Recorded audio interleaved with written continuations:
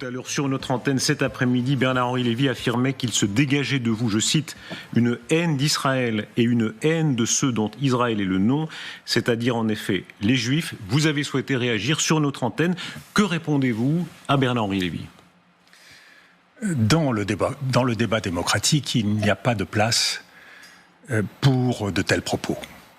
La calomnie et le mensonge nient le débat démocratique. C'est donc pour cela que je ne peux pas accepter de telles paroles de la part de Bernard-Henri Lévy qui portent atteinte à la dignité, à la sienne, à la dignité que tout homme doit avoir quand il s'exprime dans l'espace public. On n'essentialise pas l'autre physiquement. Bernard-Henri Lévy parle de bave aux lèvres, parle de personnages furieux.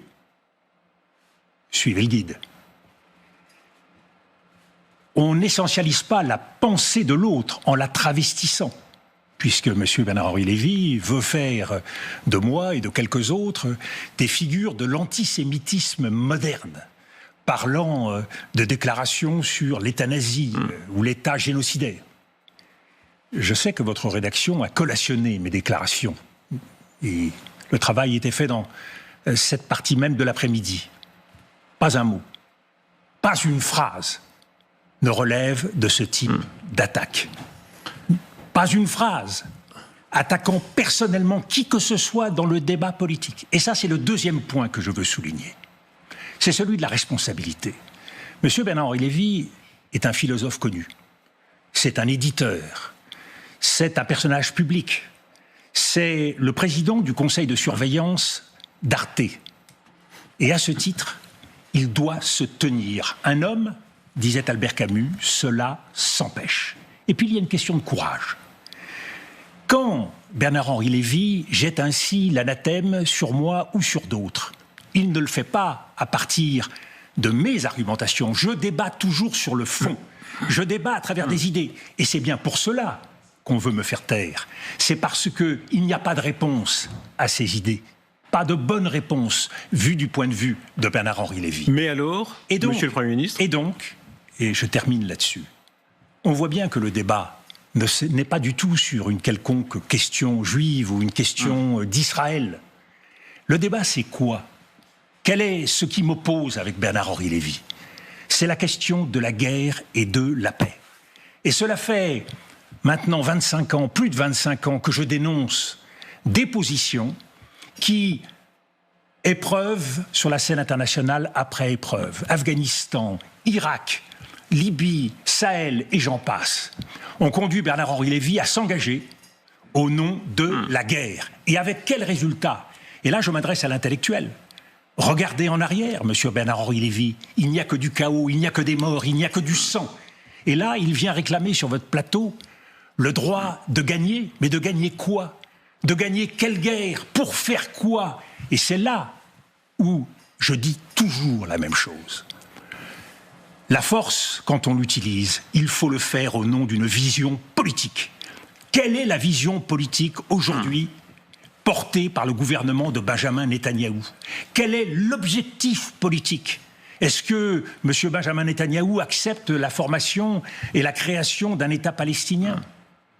Par ailleurs, non seulement il faut un objectif politique, mais il faut s'appuyer sur la justice. Je n'entends jamais M. Bernard-Henri Lévy parler ni de paix, ni de justice. Monsieur le Premier ministre, or, puisque vous commencez ici... elle est aujourd'hui au cœur des enjeux du Moyen-Orient. Puisque vous poursuivez dans un débat, s'il vous plaît, moi je vous recommande... Je vais m'arrêter là. Je suis venu parce que je pense que dans le débat démocratique, et qui plus est la veille du 7 octobre, à un moment où on va commémorer un terrible massacre, et d'autres massacres, d'autres morts qui s'en suivent. Je pense qu'il y a une nécessité de dignité et de responsabilité dans le débat. Qu'on m'attaque sur le fond, je l'accepte. Mais tous les propos mensongers qui me sont prêtés, qui ont été dénoncés à travers les déclarations de BFM ou les amalgames de BFM et par l'ARCOM et par le Conseil de déontologie des journalistes. Maintenant tout le passé. Mais puisque personne ne le refait, Monsieur Rochebin, il faut bien que je le fasse. Il faut que je le refasse moi-même, sans quoi les journalistes sur les plateaux ne laisseraient pas dire toutes les bêtises que certains interlocuteurs disent. La décision d'Emmanuel Macron de dissoudre l'Assemblée nationale a ouvert une crise politique, mais aussi une crise institutionnelle sans précédent sous la Ve République. Est-ce que vous partagez l'idée de ceux qui pensent que cette crise pourrait se muer aussi en crise de régime? Alors, je ne suis pas forcément le mieux placé pour parler de dissolution. Les médias m'ont fait gagner des galons dans l'ordre de la dissolution, mais je me permettrai de dire quand même que cette dernière dissolution n'a rien à voir avec la précédente.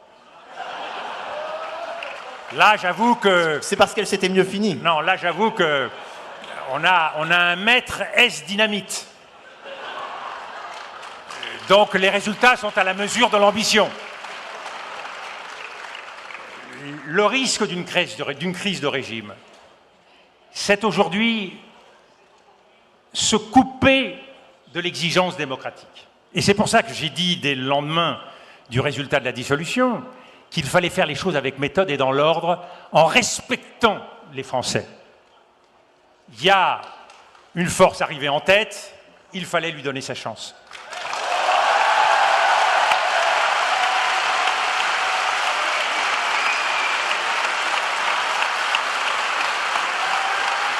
Est-ce que ça aurait duré? Est-ce que ça aurait duré? Est-ce que le nouveau Front populaire aurait eu l'audace d'étendre ses lignes pour constituer un gouvernement qui puisse avoir une majorité? Ça, c'était pas au président de la République d'y répondre à la place du nouveau Front populaire.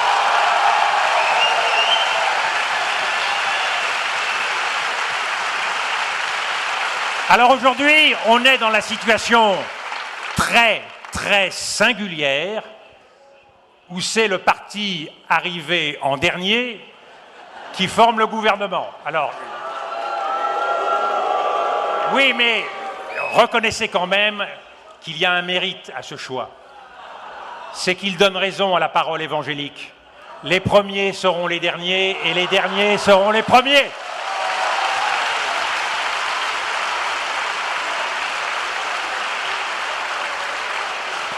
Alors on a Michel Barnier, qui est un homme d'expérience, qui est un homme de dialogue, il l'a prouvé à Bruxelles.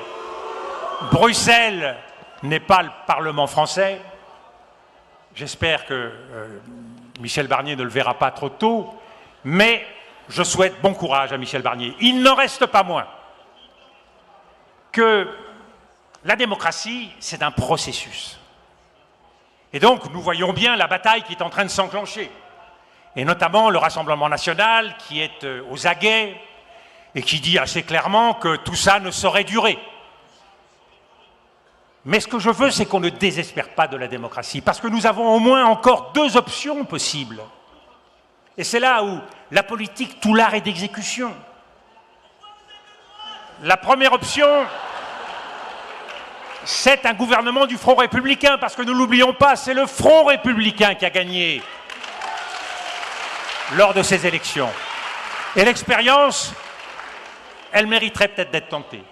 Et puis nous avons toujours, parce que vous avez devant vous un gaulliste, et j'ai la mémoire de 1944, je l'évoquais avec Fabien Roussel, 1944, eh bien, c'est le rassemblement de toutes les bonnes volontés au gouvernement. Et on peut penser qu'un gouvernement d'union nationale, en cas de crise majeure, pourrait être aussi une réponse. Donc la France a des ressources, la politique a des ressources. Ce que je veux souhaiter dans cette période, c'est que personne ne joue la politique du pire. Parce que le pire, nous savons tous où ça conduit, et que chaque citoyen dans notre démocratie a une responsabilité. Nous sommes des citoyens français, nous sommes engagés dans une Europe et à ce titre, nous avons une conscience européenne et nous avons un engagement dans le monde et à ce titre, nous avons une vocation à une conscience mondiale. Tout ceci aujourd'hui fait que notre responsabilité en conscience est immense et j'ai été très heureux de pouvoir partager ce moment avec vous. Vous n'êtes plus diplomate, vous l'avez évidemment été. Aujourd'hui, vous êtes un homme d'affaires. Je voudrais savoir comment vous gagnez votre vie. Oh ben écoutez, de façon extrêmement simple, je suis conseiller en matière internationale. Notez, Madame de Malherbe, que j'ai devant moi quelqu'un qui appartient à une chaîne qui a tenu des propos mensongers sur moi. Alors allez-y, profitons-en pour faire tomber quelques mensonges que ce soit. Ces propos mensongers, vous vous êtes excusé vis-à-vis des téléspectateurs, vous ne vous êtes pas excusé vis-à-vis de moi. Et je pourrais vous renvoyer la balle. Qui j'ai, moi, devant moi? À qui appartient votre chaîne? Est-ce qu'elle subit des pressions? Est-ce qu'il y a des directives sur le plan politique, Vous voulez dire diplomatique? que ceux qui nous payent ont une influence sur ce que l'on dit? En général, on peut le supposer, oui. Alors qui vous paye? Personne. Personne vous paye? Non. Ah bon, non, mais vous avez une société, vous faites du business, vous l'avez dit, vous faites des missions de conseil. Je voudrais, mais en toute transparence, et justement pour pas qu'il y ait de fantasmes ou de rumeurs... Vous posez cette question à Hubert Védrine? Je n'ai pas eu Hubert Védrine récemment devant moi, mais je n'hésiterai absolument pas à lui poser la question. Écoutez, alors, on a juste besoin. Puisque vous dites que l'on est dépendant de nos clients ou de nos patrons. Je ne dis pas ça. Qui sont vos clients, qui sont vos patrons? J'ai juste besoin de savoir ça, c'est tout. Mais j'ai une société qui a des activités. Par définition, quand vous avez des activités de conseil, vous ne donnez pas les noms des personnes. Mais je peux vous dire que je serai totalement prêt à le faire dans un cadre confidentiel, tout simplement parce que ça ne se fait pas et que les accords qui sont passés dans Alors en réalité, normalement, les sociétés sont censées... Aucune puissance. Et vous le savez, il y a eu un journal... Qui est derrière... Mais sans être payé par les États, on peut être payé par des gens qui sont influents dans ces États. Absolument pas. Ben, écoutez, il n'y a personne de ce... Que monnayez-vous? C'est-à-dire, qu'est-ce que vous vendez? Quels conseils vous vendez? Je donne des conseils géopolitiques sur l'évolution du monde. Et c'est une parole absolument ouverte qui ne contient aucun élément ni d'influence, ni de conflit d'intérêts. Et j'y suis extrêmement attentif. La raison pour laquelle aussi je vous pose cette question, c'est que je veux simplement savoir moi-même si je fais partie en quelque sorte de votre business plan. C'est-à-dire, est-ce que le fait de parler à ce micro, est-ce que le fait d'influencer aussi les opinions dans un sens, dans un autre, avec aussi l'autorité qui est la vôtre, fait partie des conseils que vous vendez? Je redirai ce que j'ai dit pour la énième fois. Puisque quel business plan aujourd'hui de défendre ceux qui meurent à Gaza? Quel business plan? Qui aujourd'hui? Puisque je viens de vous dire que la plupart des États arabes ne se moquent ou n'ont pas de parole sur ces sujets. Je n'ai aucun problème avec ça. Vous avez vous-même simplement dit que la domination financière avait un impact sur ce que l'on pouvait dire ou non. Je voudrais simplement savoir la dernière fois que vous avez publié vos comptes, et c'est le journal Le Monde qui le révèle ce week-end, la dernière fois que vous avez publié vos comptes, ce que vous ne faites plus depuis, alors que la loi le demande, mais vous préférez payer une amende plutôt que d'avoir à dire qui sont vos clients, vous avez déclaré recevoir 4,2 millions d'euros. Donc, à un moment, et c'est même l'Office central de lutte contre la corruption qui a fini par le dire, depuis une famille soudanaise. Depuis, vous n'avez... Non, pas soudanaise. Ah bon? Non. Allez-y. Non. Une famille, la richissime famille saoudienne, Bouksan, 4,2 millions d'euros entre 2008 et 2010. J'ai conseillé ce groupe qui est actif dans l'automobile, dans un certain nombre de secteurs, pendant 2 ans, au début des années 2010. Vos derniers comptes, en 2008, Villepin International affichait 4,6 millions d'euros de chiffre d'affaires pour un bénéfice de 2,6 millions d'euros. Depuis, vos chiffres ne sont plus publiés. Je veux juste savoir... Voilà, quel est l'impact que vos clients peuvent avoir aussi sur les propos que vous tenez? Aucun. Donc les autres sont dépendants. Vous sous-entendez même que moi, je serai dépendante dans les propos que je tiens devant vous. Je vous pose une question. Je vous pose exactement la même. Vous sous-entendez que je ne suis pas libre de mes propos. Madame de Malherbe, alors dans ces cas-là, qui sont ceux qui vous payent? Parmi ceux qui nous écoutent, personne n'est dupe. Votre seul but aujourd'hui, c'est de gagner du temps d'antenne pour m'empêcher de dire le message que j'ai à dire. Moi, je pourrais vous dire, est-ce que le message que je porte... Comment vous pouvez dire une chose pareille? Je vous ai toujours invité régulièrement. Il y a cet article qui est sorti ce week-end. Il y a 3 jours dans le journal Le Monde. 2 articles qui comportent toujours... Qui s'intéressent à vos affaires et qui posent beaucoup de questions sur l'argent et qui demandent d'où vient votre argent. Je vous pose la même question qu'eux. Ils ont enquêté pendant 2 mois et ils n'ont rien trouvé.